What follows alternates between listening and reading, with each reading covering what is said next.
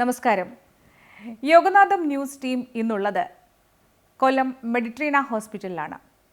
ഇന്ന് എന്നോടൊപ്പം first Malayali chairman of national interventional council, one of the most famous interventional cardiologist in India, MD and chairman of Meditrina group of hospitals, and unique, the one and only person, Dr. Pradap Kumar and his wife, Dr. Manju Pradap. Welcome to our show. Sir, ഞാൻ കേട്ടിട്ടുള്ളത് വളരെയധികം ഡിറ്റർമിനേഷനുള്ള, എനിക്ക് കിട്ടാൻ പറ്റില്ല എന്ന് വിചാരിക്കുന്ന കാര്യങ്ങൾ കൈയെത്തി പിടിക്കുന്ന അത്രയ്ക്ക് ആർജവമുള്ള ഒരാളാണ്. ഇന്നിപ്പോൾ മെഡിട്രീന ഹോസ്പിറ്റൽ നോക്കുകയാണെങ്കിൽ കേരളത്തിൽ തന്നെ 3 ബ്രാഞ്ചസ് ഉണ്ട്.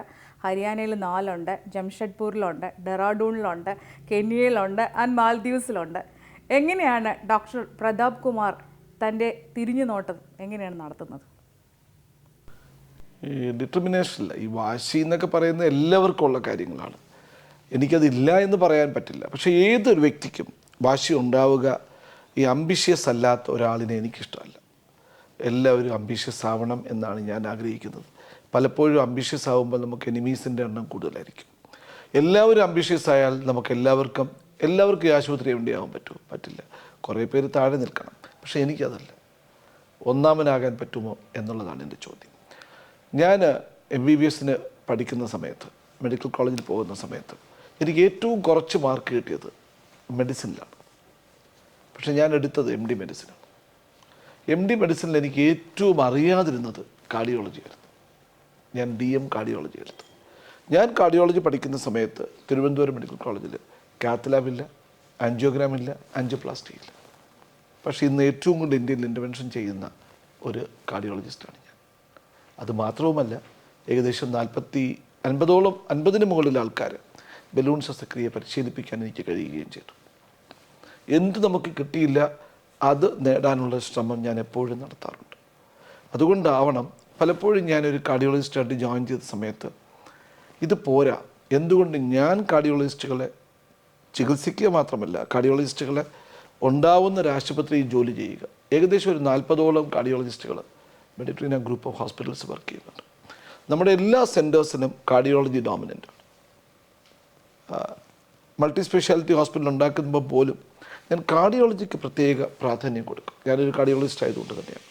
അപ്പോൾ അത് ഞാൻ ചെയ്യുന്ന കാര്യത്തിൽ മുമ്പേ ചോദിച്ച ചോദ്യം അത് തന്നെയാണ്. എവിടെയാണോ നമ്മൾ പറ്റാത്തത് അത് പറ്റിക്കുക എന്നുള്ളതാണ് എൻ്റെ ശ്രമം. ഇപ്പോൾ ഏകദേശം ആതുരസേവന രംഗത്തേക്ക് വന്നിട്ട് 33 വർഷമായി. കാർഡിയോളജി മേഖലയിലേക്ക് എത്തിയിട്ട് 25 വർഷമായി. ഇപ്പോൾ താങ്കളെക്കുറിച്ച് പുറമേ എന്നൊക്കെ കേൾക്കുന്നതെന്ന് പറഞ്ഞിട്ടുണ്ടെങ്കിൽ ഏറ്റവും കോംപ്ലിക്കേറ്റഡ് ആയിട്ടുള്ള കാര്യങ്ങളാണ് ഇപ്പോൾ താങ്കൾ പറഞ്ഞ പോലെ തന്നെ കിട്ടാത്തത് പിടിച്ചെടുക്കുക എന്നുള്ളതാണ്. ഇപ്പോൾ ഒരു 97 ഇയേഴ്സ് ഓൾഡ് ലേഡിയെ ആൻജിയോപ്ലാസ്റ്റി ചെയ്തിട്ടുണ്ട്. അവർക്ക് തന്നെ വിശ്വസിക്കാൻ പറ്റിയില്ല അങ്ങനെ ചെയ്യാൻ പറ്റുമോ എന്നുള്ളത്. അതുപോലെ തന്നെ ഇപ്പോൾ വളരെ കോംപ്ലിക്കേറ്റഡ് ആയിട്ടുള്ള ഹൃദയ ശസ്ത്രക്രിയ തന്നെ, ഓപ്പൺ സർജറി തന്നെ വേണം എന്ന് പറയുന്നിടത്ത് പല സ്ഥലത്തും ബലൂൺ ശസ്ത്രക്രിയ നടത്തിയിട്ടുണ്ട്. വൃക്കരോഗികൾക്ക് ഈ ആൻജിയോപ്ലാസ്റ്റി ഒരു കീറാമുട്ടിയാണെന്ന് പറഞ്ഞു കേട്ടിട്ടുണ്ട്. പക്ഷേ അതും അനായാസം താങ്കൾ കൈകാര്യം ചെയ്യുന്നു. എങ്ങനെയാണ് അതിനെക്കുറിച്ചൊന്ന് പറയാമോ? അങ്ങനെയല്ല, നമ്മൾ ഈ ബലൂൺ ശസ്ത്രക്രിയ എന്ന് പറയുന്നത് പണ്ട് ഈ എന്തുകൊണ്ടാണ് മോസ്റ്റ് ടെസ്റ്റഡ് സാധനത്തിനെയാണ് നമ്മളെപ്പോഴും നല്ലതെന്ന് പറയുന്നത്. അപ്പോൾ ഒരിക്കലും ഒരു ഡിബേറ്റിന് ഒരു കാർഡിയക് സർജൻ വേഴ്സസ് ഞാൻ സംസാരിക്കാൻ പോയ സമയത്ത് അവർ പറഞ്ഞത് ഏറ്റവും മോസ്റ്റ് ടെസ്റ്റഡ് ആണ് ബൈപ്പാസ് സർജറി. ആൻജിയോപ്ലാസ്റ്റി എന്ന് പറഞ്ഞാൽ അതിന്നും അതിന് വ്യക്തമായ ഡോക്യുമെൻ്റ് ഇല്ല. അപ്പോൾ എൻ്റെ ആദ്യത്തെ ചോദ്യം അതായിരുന്നു, യാത്ര ചെയ്യാൻ ഏറ്റവും ടെസ്റ്റഡ് വെഹിക്കിൾ എന്ന് പറയുന്നത് കൈവണ്ടിയും കാളവണ്ടിയുമാണ്. ഞാൻ ആ സർജനോട് ചോദിച്ചത്, നിങ്ങൾ കാളവണ്ടിയിൽ യാത്ര ചെയ്യുമോ അതേ മെർസിഡസ് ബെൻസിൽ യാത്ര ചെയ്യുമോ എന്നാണ്. അപ്പം കാളവണ്ടിയിൽ യാത്ര ചെയ്യുമെന്ന് വെച്ചാൽ മോസ്റ്റ് ടെസ്റ്റഡ് വെഹിക്കിളാണ്. പക്ഷെ ബെൻസിന് അതിനേക്കാളും ഒക്കെ ഒരുപാട് കാലം കഴിഞ്ഞ് തന്നത്. അപ്പോൾ അതല്ല, നമ്മൾ ടെക്നോളജിക്കലി അഡ്വാൻസ്ഡ് സാധനങ്ങളിൽ ഏറ്റവും നല്ല റിസൾട്ട് ഉണ്ടാക്കാൻ പറ്റും. ചിലപ്പോൾ അതിൻ്റെ ഈ ഡ്യൂറേഷൻ, അതിൻ്റെ ഡ്യൂറബിലിറ്റി കുറവായിരിക്കും. അപ്പോൾ ആ ഡ്യൂറബിലിറ്റി കുറവായതുകൊണ്ടൊരു സാധനം മോശമെന്ന് പറയാൻ പറ്റത്തില്ല. അത് കാലം തെളിയിക്കേണ്ടതാണ്. ബലൂൺ ശസ്ത്രക്രിയ ഇന്ന് നമ്മൾ അതുകൊണ്ടാണ് ലോകത്താകമാനം കാർഡിയക് സർജറി സീറ്റുകൾ ഇന്ത്യയിൽ എടുത്തു നോക്കിയാൽ ഓരോ വർഷവും നമുക്ക് ലിസ്റ്റ് കാണാം. ഇത്രയും പോസ്റ്റ് ഗ്രാജുവേറ്റ് സീറ്റ്സ് വേക്കൻ്റ് ആണെന്ന്. അതിലേറ്റവും കൂടുതൽ വേക്കൻസി വരുന്നത് ഇന്നും കാർഡിയക് സർജറിയിലാണ്. അത് കാർഡിയക് സർജറി ഒരു ഡൗൺ ഗ്രോത്തിലാണ്. അതിന് കാരണം തന്നെ കാർഡിയോളജിസ്റ്റുകൾ ഈ എല്ലാ മേഖലകളും കൈവയ്ക്കുന്നു എന്നുള്ളതാണ്. അപ്പോൾ നമ്മൾ എന്തിനും മുമ്പ് നമുക്ക് ബലൂൺ ശസ്ത്രക്രിയ പറ്റത്തില്ല എന്ന് വിചാരിച്ച കാര്യങ്ങളിലെല്ലാം നമ്മൾ ബലൂൺ ശസ്ത്രക്രിയ ചെയ്തു. ഇതിന് എന്താണ് കാരണം എന്ന് വെച്ചാൽ, ഞാനെന്ന കാർഡിയോളജിസ്റ്റ് എന്താണ് വ്യത്യസ്തനാകുന്നത് വെച്ചാൽ, എൻ്റെ ഫസ്റ്റ് ട്രെയിനിങ് ഇറ്റലിയിലായിരുന്നു. അപ്പോൾ ഇറ്റലിയിലൊക്കെ എന്ന് വെച്ചാൽ കോംപ്ലക്സ് സാധനങ്ങൾ ചെയ്യുന്നതിൽ അവർ മുന്നിലായി. പണ്ട് 2001, 2002 കാലഘട്ടങ്ങളിൽ ഞാൻ അവിടെയായിരുന്നു. ഞാൻ അവിടെ കണ്ട കാര്യങ്ങളെയാണ് ഞാൻ പ്രാക്ടീസ് ചെയ്യാൻ നോക്കി. അന്ന് ഇന്ത്യയിലെ പല ഡോക്ടർമാർക്കും, പ്രത്യേകിച്ച് കേരളത്തിൽ ഓൾമോസ്റ്റ് എല്ലാവരും തന്നെ ഇത്തരത്തിലുള്ള ചികിത്സ കാണുകയോ കാണാതിരിക്കുകയോ ചെയ്തിരുന്ന അവസ്ഥയാണ്. അല്ലെങ്കിൽ അവർ കണ്ടത് കോൺഫറൻസുകളിൽ മാത്രമായിരുന്നു. അതെനിക്കൊരു പുത്തരിയല്ലായിരുന്നു. ബിക്കോസ് ഞാൻ കണ്ടത് അത് മാത്രമാണ്. കണ്ടത് അത് മാത്രമാകുമ്പം അത് ചെയ്യാൻ എനിക്ക് വ്യഗ്രതയായിരുന്നു. എനിക്കതിലൊന്നും തോന്നിയില്ല. എല്ലാവരും പറഞ്ഞു ഇതൊക്കെ ശരിയാണോ എന്ന് ചോദിച്ചപ്പോഴും ഞാൻ ചിരിച്ച് മാറുകയാണ് ചെയ്തത്. അന്ന് തന്നെ ആൾക്കാർ കണ്ടത്, വീക്ഷിച്ചത് തന്നെ ഇവൻ ചെയ്യുന്നത് പലതും തെറ്റല്ലേ എന്ന രീതിയിലാണ്. പിന്നെ അവരത് ഫോളോ ചെയ്യാൻ തുടങ്ങി, പിന്നെ അത് അനുകരിക്കാൻ തുടങ്ങി, പിന്നെ അത് അഡോപ്റ്റ് ചെയ്യാൻ തുടങ്ങി, ഇന്ന് തന്നെ ആരാധിക്കാൻ തുടങ്ങി. അത് സ്വാഭാവികമായിട്ടും എല്ലാവരുടെ വളർച്ചയിലും ആദ്യം നമ്മളെ എതിർക്കുന്നവർ പിന്നെ നമ്മളെ അനുകരിക്കും. അവരത് തുടരാൻ ശ്രമിക്കും, പിന്നെ അവർ നമ്മളെ ആരാധിക്കാൻ തുടങ്ങും. ഇത് സ്വാഭാവികമാണ്. ബലൂൺ ശസ്ത്രക്രിയയിൽ 100% ബ്ലോക്കുകൾ എപ്പോഴും ബൈപ്പാസ് ശസ്ത്രക്രിയക്ക് മാത്രം പോകുന്നതായിരുന്നു. ഇന്ത്യയിൽ ഏറ്റവും കൂടുതൽ ബലൂൺ ശസ്ത്രക്രിയ 100% ബ്ലോക്ക് ചെയ്യുന്ന ഡോക്ടറാണ് ഞാൻ. അതുകൊണ്ട് തന്നെയാണ് 2013 ഞാൻ IJCTO എന്നൊരു ഓർഗനൈസേഷൻ ഉണ്ടാക്കി, ഇൻഡോ ജാപ്പനീസ് CTO ക്ലബ്. എന്തിന് ഈ ജാപ്പനീസ് എന്ന വാക്ക്, അത് ഞാൻ കോയിൻ ചെയ്ത വാക്കാണ്. ജാപ്പനീസ് എന്ന് വെച്ചാൽ, ജാപ്പനീസാണ് ഏറ്റവും കൂടുതൽ ഹൃദയ ശസ്ത്രക്രിയ ചെയ്യാതെ ബലൂൺ ശസ്ത്രക്രിയയിൽ എക്സ്പെർട്ടൈസ് ചെയ്യുന്നത്. അപ്പോൾ അവരുമായിട്ട് ചേർന്നായിരുന്നു നമ്മൾ ആ പ്രോഗ്രാം ചെയ്യുന്നത്. കഴിഞ്ഞ 10-11 കൊല്ലങ്ങളായിട്ട് ഞങ്ങൾ അവരുമായി ചേർന്നാണ് 8 നാഷണൽ മീറ്റിങ്ങുകൾ നടത്തിയിട്ടുണ്ട്. ഓരോ മീറ്റിങ്ങിലും 400 മുതൽ 500 കാർഡിയോളജിസ്റ്റുകൾ പങ്കെടുക്കും. അതായിരുന്നു എൻ്റെ ഒരു വഴിത്തിരിവ്. അത് 2013 മുതൽ ഇപ്പോൾ 2022 വരെ. കഴിഞ്ഞ വർഷം അതിൻ്റെ IJCTO ഓർഗനൈസിംഗ് സെക്രട്ടറിയും കോഴ്സ് ഡയറക്ടറും ഞാനായിരുന്നു. എന്നെ സംബന്ധിച്ച് 2022 പ്രധാനപ്പെട്ട വർഷങ്ങളിലൊന്നായിരുന്നു. എൻ്റെ കരിയറിൽ 25 വർഷം പൂർത്തിയാക്കുന്നു എന്ന് മാത്രമല്ല, നാഷണൽ ഇൻ്റർവെൻഷണൽ കൗൺസിലിൻ്റെ, അതായത് നമ്മുടെ കാർഡിയക് സൊസൈറ്റി ഓഫ് ഇന്ത്യ എന്ന ഒരു സംഘടന, അതായത് 4000-ന് മുകളിൽ കാർഡിയോളജിസ്റ്റുകൾ ഉള്ള ഒരു സംഘടനയിൽ ഇൻ്റർവെൻഷണൽ കാർഡിയോളജി ആമിൻ്റെ ചെയർമാനായി ആദ്യമായിട്ട് ഒരു കേരളൈറ്റ് എന്ന് ഞാൻ പറയും, കേരളത്തിൽ പ്രാക്ടീസ് ചെയ്യുന്ന ഒരു കാർഡിയോളജിസ്റ്റിനെ അവരോധിക്കുന്ന ഫസ്റ്റ് ടൈമായിരുന്നു. അതൊരു നോമിനേറ്റഡ് പോസ്റ്റാണ്. അതൊരു വലിയൊരു റെക്കഗ്നിഷനായിരുന്നു കേരള കാർഡിയക് സൊസൈറ്റിക്ക് മാത്രമല്ല, എനിക്ക് പേഴ്സണലായിട്ടും അത് പ്രത്യേകിച്ച് ഈ വർഷം ഉണ്ടായപ്പോൾ അത് വന്നായിട്ട് തോന്നി. ഇത് കൂടാതെയാണ് ഞാൻ ഈ CTO പ്രോഗ്രാം ഓട്ടോമാറ്റിക്കായിട്ട് എൻ്റെ മുന്നിൽ ഞാൻ ഓർഗനൈസ് ചെയ്യുന്ന വർഷമായിരുന്നു 2022. മൂന്നാമത് ഇമേജിംഗ് എന്ന സ്ഥാപനം, അതായത് കൊറോണറി ഇമേജിംഗ്. ആൻജിയോപ്ലാസ്റ്റിയുടെ അടുത്ത മേഖല എന്തെന്ന് വെച്ചാൽ, നമ്മൾ ബലൂൺ ശസ്ത്രക്രിയ ചെയ്യുമ്പോൾ നമ്മൾ ആൻജിയോഗ്രാമിൻ്റെ സഹായത്തോടെയാണ് ചെയ്യുന്നത്. ഇന്ന് നമ്മൾ എന്തു ചെയ്യും? രക്തധമനികളുടെ ഉള്ളിൽ കടന്ന് ആ രക്തധമനികളുടെ ബ്ലോക്കിൻ്റെ നീളം, അതിൻ്റെ വ്യാസം, അതിനകത്തുള്ള പ്ലാക്കിൻ്റെ ക്യാരക്ടറിസ്റ്റിക്സ്, ഇതെല്ലാം കണ്ടെത്തുന്ന ഇമേജിംഗ്, IVS, OCT തുടങ്ങിയ മൊഡാലിറ്റീസിൻ്റെ സഹായത്തോടെ. ഇത് നമ്മൾ OCT ആദ്യമായി കേരളത്തിൽ ഉണ്ടാക്കിയ ഹോസ്പിറ്റൽ മെഡിട്രീന ഹോസ്പിറ്റലാണ്. ഞങ്ങൾ 2014 സ്റ്റാർട്ട് ചെയ്ത് അന്ന് തന്നെ വാങ്ങിച്ചു. അതിനുശേഷമാണ് ട്രിവാൻഡ്രം, ശ്രീചിത്രയിലും പിന്നെ ബാക്കി പല ഹോസ്പിറ്റലിൽ ഇപ്പോൾ അഡോപ്റ്റ് ചെയ്തിട്ടുണ്ട്.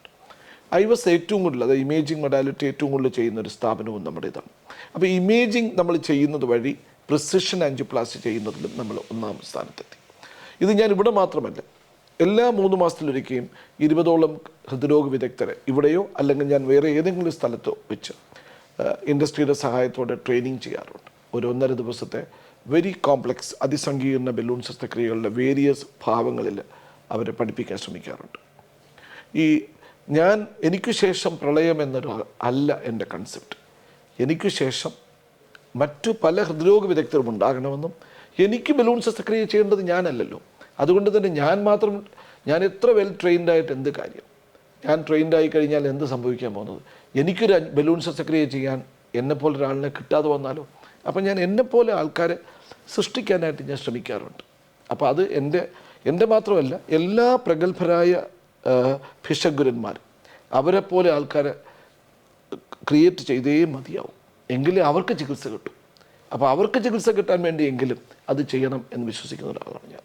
അത് ഞാൻ ചെയ്യാറുണ്ട്. അതിൻ്റെ ഭാഗമാണ് training, making cardiology business all over India, reaching out to the common man എന്ന് വെച്ചാൽ സാധാരണ ജനങ്ങളിൽ ചികിത്സ എത്തിക്കുക. ഇതെൻ്റെ അടുത്തൊരു മോട്ടോവാണ്. അതുകൊണ്ടതാണ് ഇന്ത്യയിൽ ആദ്യമായി സഹകരണ പ്രസ്ഥാനത്തിൽ ആദ്യമായി ബലൂൺ ശസ്ത്രക്രിയ ചെയ്തത് ഞാനാണ്. അതുകൂടാതെ ESIയിൽ പബ്ലിക് പ്രൈവറ്റ് പാർട്ട്ണർഷിപ്പിൻ്റെ സഹായത്തോടെ PPP മോഡലിൻ്റെ സഹായത്തോടെ അതിൽ ചീഫ് എക്സിക്യൂട്ടീവ് ഓഫീസറാണ് ഞാൻ. ഇന്ത്യയിൽ ആദ്യമായി ജില്ലാ ആശുപത്രികളിൽ ബലൂൺ ശസ്ത്രക്രിയ സർക്കാർ സഹകരണ മേഖലയിൽ സർക്കാരിൻ്റെ സഹായത്തോടെ പബ്ലിക് പ്രൈവറ്റ് പാർട്ട്ണർഷിപ്പിൽ ഹരിയാനയിലെ 4 ജില്ലാ ആശുപത്രികളിൽ നമ്മൾ ഏകദേശം ഒരു മാസം തന്നെ 600ഓളം പേർക്കാണ് ഇത് ചെയ്യുന്നത്. അതും ആയുഷ്മാൻ ഭാരത് റേറ്റിനേക്കാൾ താഴെ. ആയുഷ്മാൻ എന്ന് പറയുന്നത് സെൻട്രൽ ഗവൺമെൻറ് സ്കീമിനേക്കാളും ECHSനേക്കാളും വളരെ താഴെയാണ് ആയുഷ്മാൻ ഭാരത് റേറ്റ്. ആയുഷ്മാൻ ഭാരതാണ് ഈ കാരുണ്യ സ്കീമിലൊക്കെ ഇന്ത്യയിലെ കേരളത്തിലൊക്കെ ആൻജിയോപ്ലാസ്റ്റി ചെയ്യുന്നത്. അത് ചെയ്യാൻ പല സ്വകാര്യ ആശുപത്രികളിലും സർക്കാർ ആശുപത്രികളിലും വിമുഖത കാണിക്കുമ്പോഴാണ് ഞാൻ അതിനേക്കാൾ 15% താഴെ തുകയ്ക്കാണ് ഞാനിത് ഹരിയാനയിൽ ചെയ്തുകൊണ്ടിരിക്കുന്നത്. ഇപ്പം നമ്മൾ ഉത്തരാഞ്ചലിൽ തുടങ്ങിയിട്ടുണ്ട്. അപ്പം നമ്മളിത് എത്തിക്കുന്നത്, അപ്പം നിങ്ങൾ ചോദിക്കും ഇത് ഇത്രയൊക്കെ മതിയോ എന്ന്. പോരാ. ഇത് ഈ public private group of hospitals ആണ് എൻ്റെ കൺസെപ്റ്റ്. ഒന്ന്, സർക്കാർ സംവിധാനത്തിൽ തുക കുറച്ച് ഒരുപാട് ആൾക്കാരിൽ ചികിത്സ എത്തിക്കുക. അതുപോലെ തന്നെ ക്വാളിറ്റിയിൽ ഒരു കോംപ്രമൈസും ചെയ്യാതെ ഹൈ എൻഡ് ട്രീറ്റ്മെൻറ്റ് സ്വകാര്യ സംവിധാനത്തിൽ ചെയ്യുക. അപ്പോൾ രണ്ടും കൂടെ കമ്പൈൻ ചെയ്യുമ്പോൾ ഹൈ വോളിയം ലോ കോസ്റ്റ് ചികിത്സയും ഹൈ കോസ്റ്റ് ലോ വോളിയം ചികിത്സയും കൊണ്ടൊരു കോമ്പിനേഷനെയാണ് എൻ്റെ മനസ്സിൽ. അതുകൊണ്ട് തന്നെ ബിസിനസ് മോഡൽ നഷ്ടത്തിൽ പോത്തില്ല. At the same time larger പോപ്പുലേഷന് ചികിത്സ എത്തും. ഈ ഒരു കൺസെപ്റ്റാണ് ഞാൻ ഉദ്ദേശിക്കുന്നത്. ഇത് സാധിക്കുക എന്നുള്ളതാണ് എൻ്റെ അൾട്ടിമേറ്റ് എയിം. ഈ വെല്ലുവിളികൾ ഏറ്റെടുക്കുന്ന ഒരാളായതുകൊണ്ടാണ് ഈ മൾട്ടി സ്പെഷ്യാലിറ്റി ഹോസ്പിറ്റലിൽ ഒത്തിരി ഉള്ളൊരു സ്ഥലമാണ് തിരുവനന്തപുരം. അവിടെ തന്നെ താങ്കൾ ആദ്യമായിട്ട് മെഡിട്രീന ഹോസ്പിറ്റൽ ആരംഭിച്ചു. അല്ല, ഞാനത് തുടങ്ങാൻ നേരം ശരിക്കും പറഞ്ഞാൽ 12ാമത്തെ കാത്തലാവായിരുന്നത്. ഒരു ഇൻഡിവിജ്വൽ എന്ന നിലയിൽ ഞാൻ ട്രിവാൻഡ്രത്ത് ഒരു ഹോസ്പിറ്റലിൽ 9ാമത് കാത്തലാബ് സ്റ്റാർട്ട് ചെയ്യാനായിട്ട് ട്രിവാൻഡ്രത്ത് ഹോസ്പിറ്റലിൽ, ഒരു പ്രൈവറ്റ് ഹോസ്പിറ്റലിൽ, ഞാൻ ഹോസ്പിറ്റലിൻ്റെ പേര് പറയുന്നത് ശരിയല്ലാത്തതുകൊണ്ട് പറയാത്തതാണ്, പ്രൈവറ്റ് ഹോസ്പിറ്റലിൽ ജോലി ചെയ്യുന്നത്. മണിപ്പാലിൽ ബാംഗ്ലൂരിൽ ഞാൻ കാർഡിയോളജി ഹെഡായ സമയത്താണ് തിരുവനന്തപുരത്തേക്ക് വരുന്നതും അവരുമായിട്ട് സഹകരിച്ച് അവരോടത്ത് ഞാൻ പ്രപ്പോസ് ചെയ്തിട്ടാണ് അതുണ്ടാവുന്നത്. അതുണ്ടായ സമയത്ത് അവർക്ക് ഭയങ്കര വിഷമമായിരുന്നു. 9ാമത്തെ കാത്തലാബ് ട്രിവാൻഡ്രത്ത് വയബിളാകുമോ എന്നൊക്കെ സംശയമായിരുന്നു. പക്ഷേ ഞാൻ വന്നൊരു 3 മാസത്തിനകത്ത് അത് ഏറ്റവും കൂടുതൽ ബലൂൺ ശസ്ത്രക്രിയ ചെയ്യുന്ന തിരുവനന്തപുരത്തെ സ്ഥാപനമാക്കി മാറ്റാൻ എനിക്ക് പറ്റി. സ്വാഭാവികമായിട്ടും അവരുടെ പേഷ്യൻ്റ് ബേസും എൻ്റെ കുറച്ചൊക്കെ സ്കില്ലും എല്ലാം കൂടെ ചേർന്നപ്പോൾ അത് നന്നായിട്ട് വർക്കൗട്ട് ചെയ്തു. പക്ഷേ അത് 4 കൊല്ലം കഴിഞ്ഞിട്ട് ഞാൻ തന്നെ 3 കൊല്ലം കഴിഞ്ഞപ്പോൾ സ്വന്തമായി സ്ഥാപനങ്ങൾ തുടങ്ങിക്കൂടെ. അതിന് കാരണമുണ്ടായിരുന്നു. കൊല്ലത്ത് ആദ്യമായിട്ട് ഒരു ഇൻറ്റൻസീവ് കൊറോണറി കെയർ യൂണിറ്റ് അതിൻ്റെ ഹൈടെക്കിൽ സ്ഥാപിച്ചത് ഞാനാണ്. രണ്ടാമത്, ഈ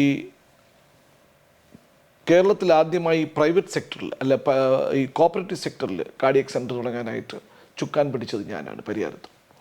ഞാൻ ബംഗ്ലാദേശിൽ ആദ്യമായി പ്രൈമറി ആൻജിയോപ്ലാസ്റ്റി തുടങ്ങിയത് ഞാനാണ്.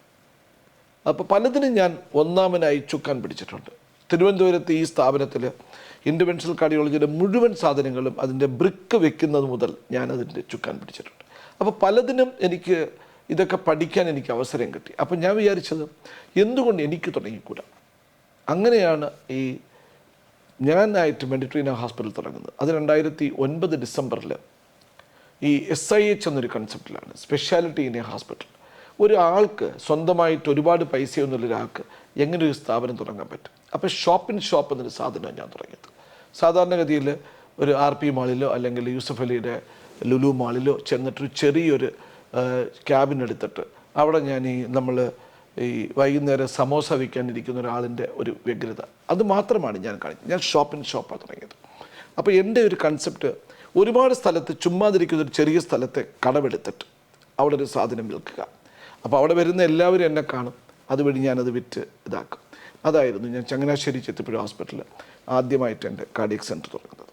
അപ്പോൾ ഈ എല്ലാ ബ്രാഞ്ചസിലും സാറ് പോവാറുണ്ടോ? ഞാൻ ഇവിടെ മാത്രമല്ല, ഇന്ത്യയിൽ 16ഓളം കാർഡിയോളജി ഹോസ്പിറ്റലിൽ. എങ്ങനെയാണ് അതിനൊരു സമയം കണ്ടെത്തുന്നത്?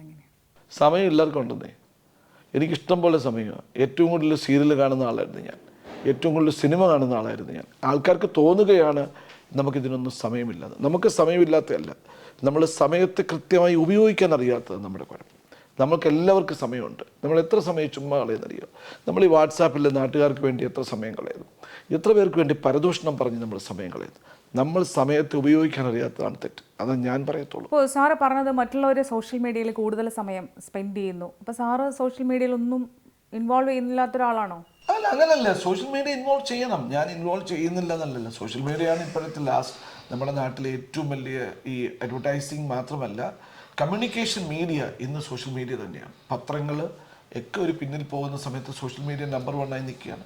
പലപ്പോഴും സോഷ്യൽ മീഡിയ നമ്മളെ തെറ്റിദ്ധരിപ്പിക്കാറുണ്ടെന്നാണ് ഞാൻ ഉദ്ദേശിച്ചത്. സോഷ്യൽ മീഡിയയിൽ മാത്രം ഡിപ്പെൻഡ് ചെയ്യുന്നതാണ്. നമ്മൾ എന്ത് സോഷ്യൽ മീഡിയയിൽ കണ്ടാലും അത് എവിഡൻസിനായി നമ്മൾ പിറകോട്ട് പോകണം. ഒരു സാധനം കണ്ട് ഫോർവേഡ് ചെയ്യുന്നതിന് പകരം നിങ്ങൾക്ക് കൃത്യമാണെന്ന് തോന്നിക്കഴിഞ്ഞാൽ നിങ്ങൾ അതിൻ്റെ ഈ വാസ്തു വ്യക്തമായിട്ടുള്ള അത് സത്യം മനസ്സിലാക്കാനുള്ള ശ്രമം എല്ലാവരും നടത്തണം. ഇത് നടത്താറില്ല, ജസ്റ്റ് ഫോർവേഡ് ചെയ്യും. ചിലപ്പോൾ അത് വായിച്ചു പോലും കാണത്തില്ല. അത് തെറ്റാണെന്ന് ഞാൻ പറഞ്ഞു. അപ്പോൾ അതിനൊക്കെ വേണ്ടി സമയം കളയുന്ന സമയത്ത് നമ്മുടെ സ്വന്തം കാര്യങ്ങൾക്ക് വേണ്ടി സമയം കളയാൻ പറ്റും എന്ന് ഞാൻ ഉദ്ദേശിച്ചോളൂ. എനിക്കിതിനെല്ലാം സമയമുണ്ട്. ഞാൻ ഇഷ്ടം പോലെ സിനിമ കാണാറുണ്ട്. ഞാൻ ബാക്കി കാര്യങ്ങൾ സിനിമയിൽ അഭിനയിച്ചിട്ടുണ്ടല്ലോ. ഒരു സിനിമയിൽ അതുപോലെ ഒരു സിനിമയിൽ അഭിനയിച്ചും തന്നെ ഇത്രയും മെനക്കെടാനുള്ള താല്പര്യം എനിക്ക് കണ്ടില്ലാതായി. എൻഫോഴ്സ്മെന്റ് ഡയറക്ടറായിട്ട് അല്ലേ? എനിക്ക് ഡോക്ടറോട് 1-2 കാര്യങ്ങൾ കൂടെ ചോദിക്കാനുണ്ട്. അതിന് മുമ്പായിട്ട് ഡെഡിക്കേഷന്റെ കാര്യം പറഞ്ഞതുകൊണ്ട് ചോദിക്കുകയാണ്. താങ്കളുടെ better half doctor Manju Pratap എത്രമാത്രം ഡെഡിക്കേറ്റഡ് ആണ് ഈ മെഡിട്രേനിയുടെ വളർച്ചയിൽ? നമ്മൾ സാധാരണ ഈ ഭാര്യമാരെ തള്ളി പറയുന്ന ഭർത്താക്കന്മാരുണ്ട്. ഭാര്യ ഇല്ലെങ്കിലും ജീവിക്കാമെന്ന് വിചാരിക്കുന്നവരുണ്ട്. ഞാനങ്ങനൊന്നും വിചാരിക്കുന്നില്ല. ശിവനും ശക്തിയും ചേർന്നാൽ മാത്രമേ എന്തുമുണ്ട്. അത് തന്നെയാണ് മഞ്ജു എന്ന വ്യക്തി ഈ ഹോസ്പിറ്റലിന് കൊടുക്കുന്ന ഒരു പ്രാധാന്യം വളരെ ഇമ്പോർട്ടൻ്റ് ആണ്. ഞാൻ ഇപ്രാവശ്യത്തെ ഞങ്ങളുടെ 12ാമത്തെ ആനിവേഴ്സറിയിൽ 20 പേരെയാണ് ഞങ്ങൾ അംഗീകരിക്കാൻ ശ്രമിച്ചത്.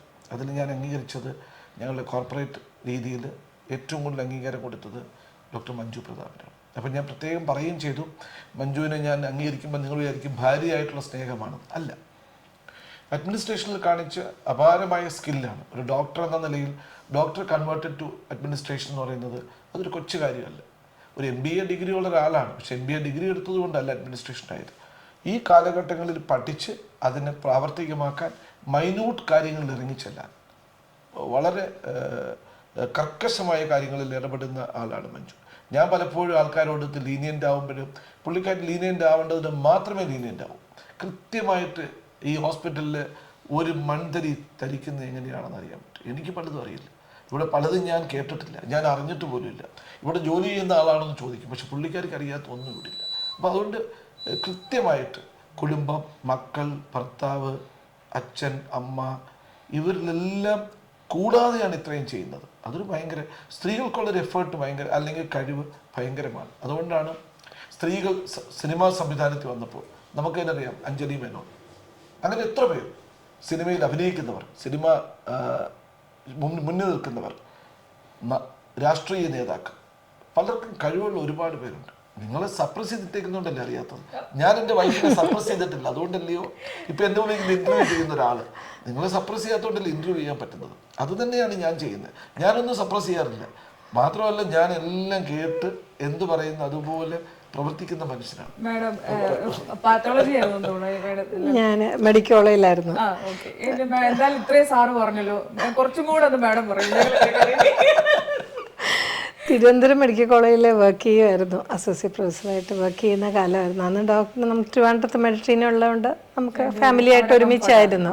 അപ്പോൾ അതിനുമുമ്പ് ഒരുപാട് ഈ പഠിത്തവും ഇതുമായിട്ട് ഒരുപാട് സാക്രിഫൈസ് ചെയ്തിട്ടുണ്ട്. അപ്പം നമുക്കൊരിക്കലും ഈ ക്ലിനിക്കൽ ഇതിലേക്ക് പോകാൻ പറ്റിയിട്ടില്ല. പത്തോളജി എന്ന് പറയുമ്പം ഒരു റിലേറ്റീവ്ലി ഒരു ക്ലിനിക്കൽ എമർജൻസീസ് ഇല്ലാത്തൊരു ബ്രാഞ്ചായിരുന്നു. അതുകൊണ്ട് തന്നെയാണ് അത് സെലക്ട് ചെയ്തത്. അപ്പോൾ രണ്ടുപേരും ബിസി ആയിക്കഴിഞ്ഞാൽ കുട്ടികളുടെ കാര്യം പ്രശ്നമാവുമല്ലോ, പാരൻസ് ഉണ്ട്. അപ്പോൾ അതുകൊണ്ട് ഞാൻ അത് സെലക്ട് ചെയ്തത്. ടീച്ചിങ് ഒരു ഇഷ്ടമുള്ള ബ്രാഞ്ചായിരുന്നു. ആക്ച്വലി കുട്ടികളെ പഠിപ്പിക്കുമ്പം അവർ നമുക്ക് തരുന്ന റെസ്പെക്റ്റ് ഒരു വേറെ തന്നെയല്ലേ. അത് നമ്മളിപ്പോൾ ഒരു CEO ആയിട്ട് നമ്മളെ റെസ്പെക്റ്റ് ചെയ്യുന്ന പോലെയല്ല ഒരു ടീച്ചറിനെ റെസ്പെക്റ്റ് ചെയ്യുന്നത്. സ്കൂളിലൊക്കെ പോയാൽ തന്നെ കുട്ടികൾ, ഞാൻ എൻ്റെ മോളുടെ സ്കൂളിൽ പോകുമ്പോൾ തന്നെ അവിടെയുള്ള കൊച്ചു കുട്ടികളൊക്കെ എന്നെ വിഷ് ചെയ്യാറുണ്ട് ഞാൻ ടീച്ചറാണെന്ന് വിചാരിച്ചിട്ട്. അപ്പോൾ എനിക്ക് തന്നെ തോന്നി എന്നെ ടീച്ചറാണെന്ന്. ഞാൻ അവിടുത്തെ ടീച്ചറല്ല, സെൻറ്റ് തോമസ് സ്കൂളിൽ പണ്ട് പോകുമ്പോൾ ഞാൻ അവിടുത്തെ ടീച്ചറല്ല, പക്ഷേ കുട്ടികൾ എന്നെ വിഷ് ചെയ്യുമായിരുന്നു. അപ്പോൾ എനിക്ക് തന്നെ തോന്നി ഞാനൊരു നല്ല ടീച്ചറാണല്ലോ എന്ന്. ഞാൻ കുട്ടികളുടെ ക്ലാസ് കഴിയുമ്പോൾ ഞാൻ എപ്പോഴും ഫീഡ്ബാക്ക് കളക്ട് ചെയ്യാറുണ്ട്. അപ്പോൾ അവർ തരുന്ന പോസിറ്റീവ് കമൻസ് എപ്പോഴും നമുക്കൊരു അംഗീകാരമായിട്ട് തോന്നിയിട്ടുണ്ട്. ആ സമയത്താണ് കൊല്ലത്ത് പ്രതാപിൻ്റെ ഒരു കമാൻഡിങ് പവറൊക്കെ ഈ മെഡിട്രീനയുടെ ഒരു അഡ്മിനിസ്ട്രേഷൻ ലെവലിലേക്ക് വന്നപ്പോൾ എങ്ങനെയാണ് അത് ഉപയോഗിച്ചത്? എനിക്ക് CEO ആയിട്ട് ജോയിൻ ചെയ്ത സമയത്ത് ആദ്യം ഒരു ടെൻഷൻ തന്നെയായിരുന്നു. ബിക്കോസ് നമുക്കൊരു MBA ഡിഗ്രി പഠിച്ചെടുത്തു എന്ന് വിചാരിച്ചു, പരീക്ഷ എഴുതി പാസ്സായത് കൊണ്ട് നമുക്ക് ഒരു പ്രാക്ടീസ് ചെയ്തിട്ടില്ല, എനിക്കൊരു ട്രെയിനിങ് കിട്ടിയിട്ടില്ല, അതുകൊണ്ട് ആ ഡിഗ്രി കൊണ്ട് എനിക്കൊരു ഗുണവും ഇല്ല എന്ന് തന്നെയാണ് ഞാൻ വിചാരിച്ചിരുന്നത്. ആദ്യമൊക്കെ ഭയങ്കര ടെൻഷൻ തന്നെയായിരുന്നു. പക്ഷേ ആദ്യത്തെ ഒരു കൊല്ലം കഴിഞ്ഞ് പിന്നെ നമ്മളെക്കാളും വലിയ എക്സ്പേർട്ടായിട്ടുള്ളവർ വന്ന് നമ്മുടെ കൂടെ ഇരുന്ന് മാനേജ് ചെയ്ത് കണ്ടപ്പോൾ എനിക്ക് തോന്നി അവരെക്കാളും കുറച്ചുകൂടെ ബെറ്ററായിട്ട് എനിക്ക് ചെയ്യാൻ പറ്റുന്ന പല സമയത്തും എനിക്ക് തോന്നിയിട്ടുണ്ട്. അതുകൊണ്ട് ആ കോൺഫിഡൻസ് ഉണ്ടായിട്ടുണ്ട്. പിന്നെ എല്ലാത്തിനും സപ്പോർട്ട് ചെയ്യുന്ന ഒരു MD ഉള്ളപ്പോൾ കുറച്ചുകൂടെ. ഇദ്ദേഹം എപ്പോഴും കൂളാണോ, അങ്ങനെ തന്നെയാണോ?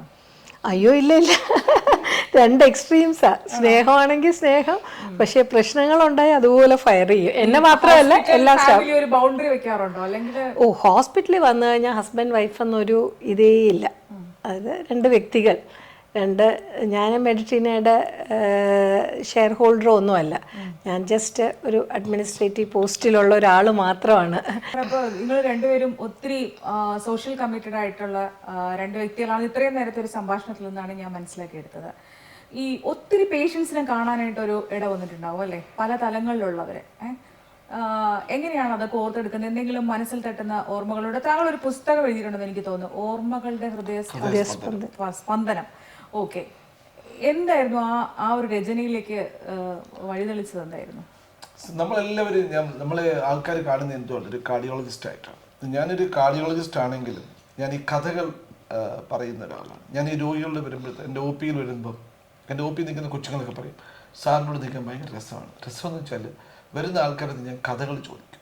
അവരെൻ്റെ അടുത്ത് വന്നേ എങ്ങനെ, അവരെന്തുകൊണ്ട് വന്നു, എന്തുകൊണ്ട് വന്നില്ല. അപ്പം ഞാൻ ഈ കഥകൾ ചോദിക്കും.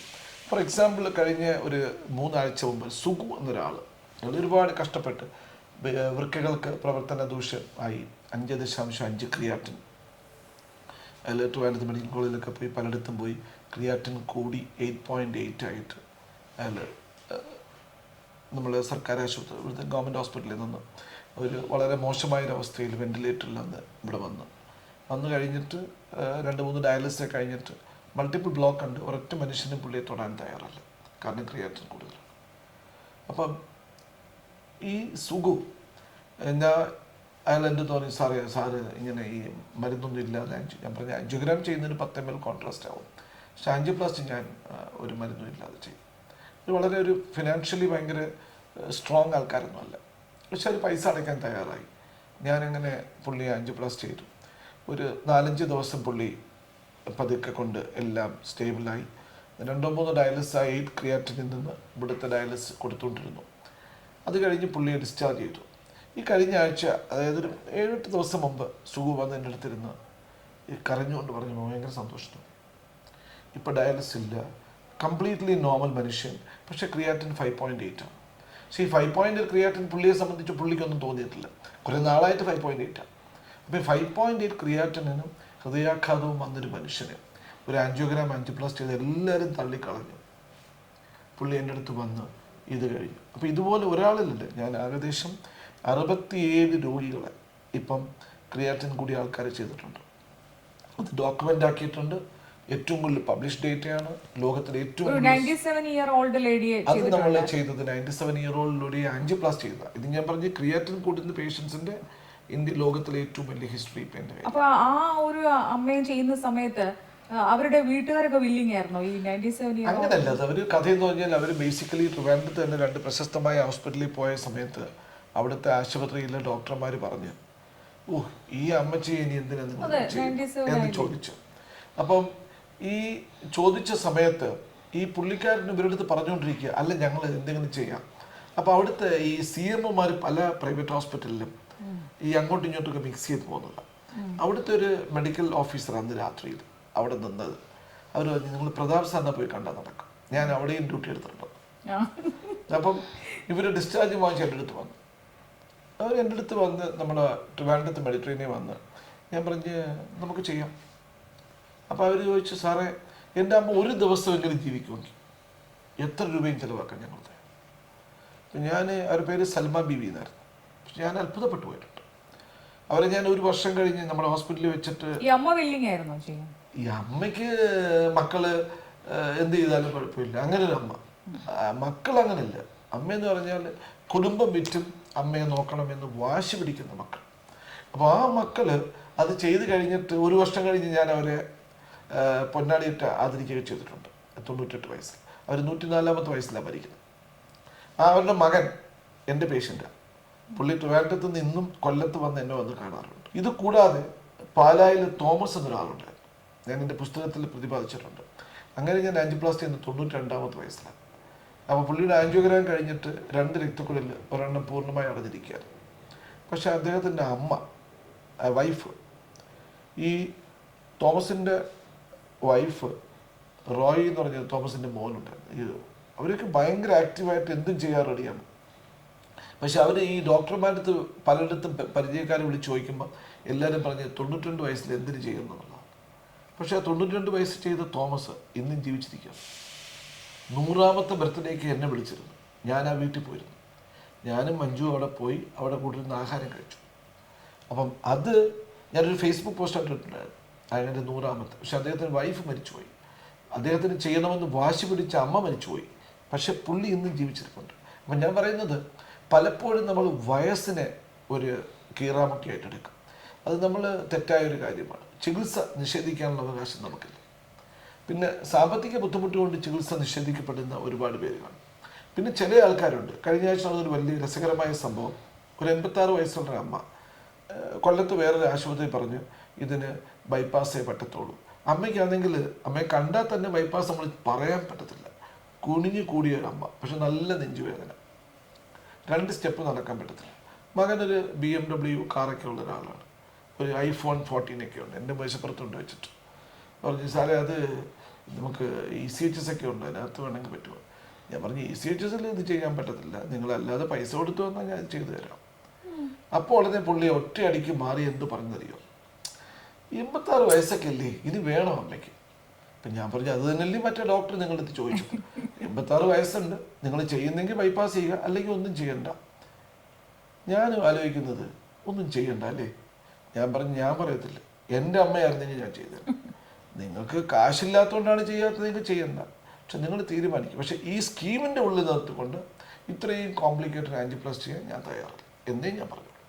നിങ്ങൾ തയ്യാറാണെങ്കിൽ ഞാൻ ചെയ്യാൻ തയ്യാറാണ്. അപ്പം ഞാനൊന്ന് ആലോചിക്കട്ടെ ഡോക്ടർ എന്ന് പറഞ്ഞു പോയി. ഒരു കാരണവശാലും വരത്തില്ല, ചെയ്യത്തില്ല. ഇതുപോലുള്ള മക്കളുണ്ട് ഒരു വശത്ത്. എന്തിനും തയ്യാറാവുന്ന സൽമാ ബീവിയുടെ മക്കളെപ്പോലുള്ള മക്കളുണ്ട്. അപ്പോൾ ഈ 2 എക്സ്ട്രീംസാണ്. പേരൻസിനോട് ഞാൻ പലരും ചോദിക്കാറുണ്ട്, 10 ലക്ഷം രൂപ ചിലവാക്കി ചികിത്സിച്ചാൽ ഇവർ രക്ഷപ്പെടുമെന്ന് പറയുന്നത് നിങ്ങളുടെ മകന് വേണ്ടി അത് ചെയ്യുമോ? എല്ലാ അച്ഛനമ്മമാരും തയ്യാറാവും. പക്ഷെ അമ്മയ്ക്കും അച്ഛനും വേണ്ടി തയ്യാറാവില്ല. കാരണം എന്തെന്ന് വെച്ചാൽ, അച്ഛനും അമ്മയ്ക്കും ചിലവാക്കിയാൽ റിട്ടേൺസ് ഇല്ല. മകന് വേണ്ടി ചിലവാക്കിയാൽ ചിലപ്പോൾ റിട്ടേണായിട്ട് 2 അടിയെങ്കിലും കിട്ടും. പക്ഷെ അച്ഛനും അമ്മയ്ക്കും ചിലവാക്കിയാൽ റിട്ടേണായിട്ട് ഒന്നും കിട്ടില്ല. അതുകൊണ്ടാണ് മക്കൾ പലപ്പോഴും അച്ഛനമ്മമാരെ ചികിത്സിക്കാൻ തയ്യാറാവും. ഒരു സക്സസ് മാൻ, ഒരു സക്സസ് ഡോക്ടർ എന്നുള്ള രീതിയിൽ ന്യൂജൻ ആൾക്കാർക്ക് കൊടുക്കാനുള്ള ഒരു അഡ്വൈസ് എന്താണ്? ന്യൂജൻ ആൾക്കാർക്ക് പറയാനുള്ളത്, ഇഗ്നോർ ചെയ്യരുത് അവരുടെ പേരൻസിനെ, ചുറ്റുമുള്ള മനുഷ്യരെ, ഒന്നും അറിയാതിരിക്കരുത്. ഇപ്പം നിങ്ങൾ പുറത്തോട്ടിറങ്ങിയിട്ട് കേരളത്തിൻ്റെ ആരോഗ്യമന്ത്രി ആരെന്ന് ചോദിച്ചാൽ ഉത്തരം പറയാൻ അറിയാവുന്ന എത്ര പേരുണ്ടെന്നറിയാം? ആരുമില്ല. പുറത്ത് എന്തൊക്കെ നടക്കുന്നതെന്ന് അറിയത്തില്ല.